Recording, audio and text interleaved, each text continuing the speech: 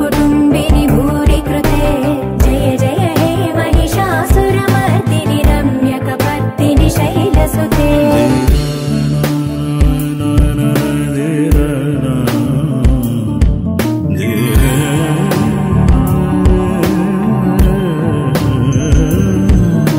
सुरवरवर्षिणि दुर्धरदर्शिनि दुर्मुखवर्षिणि हर्षरते त्रिभुवनपोषिणि शङ्करदोषिणि कल्मषमोचनि घोररते धनुजनि रोषिणि दुर्मदशोषिणि दुःखनिवारिणि सिन्धुसुते जय जय हे महिषासुरमर्दिनि रम्यकपर्दिनि शैलसुते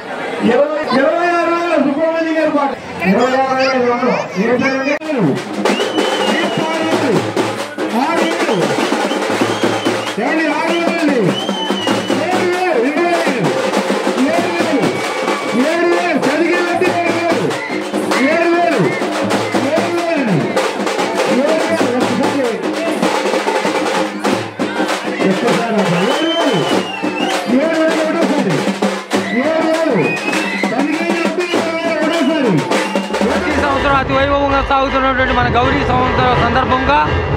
మరి గుడి పునర్నిర్మాణం అయిన తర్వాత మొట్టమొదటిసారిగా మన పండగ వాతావరణంలో మన గుడి దగ్గర 9 రోజుల పాటు చండీ హోమము,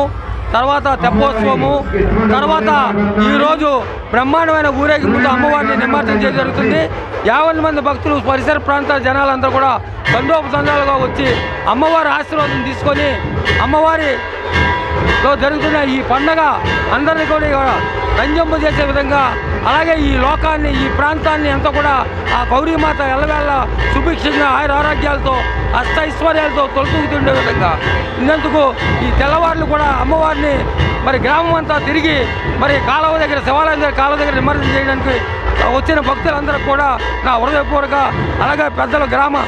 ఈ సంఘ సభ్యులందరితో పాటు కృతజ్ఞతలు తెలుపుకుంటూ సెలవు తీసుకుంటున్నాం.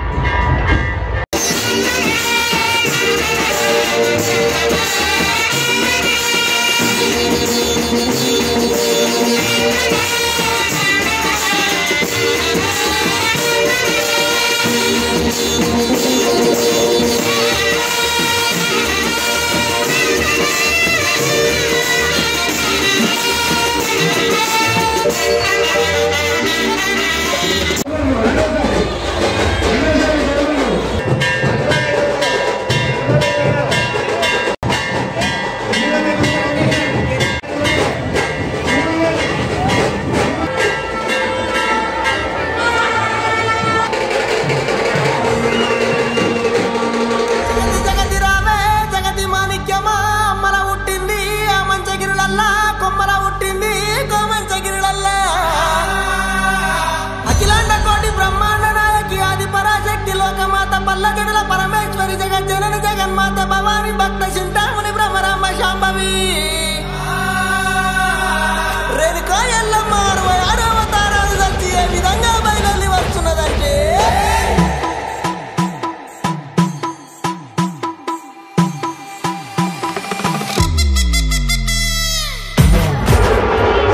శివశంకర మహోత్సవాల సందర్భంగా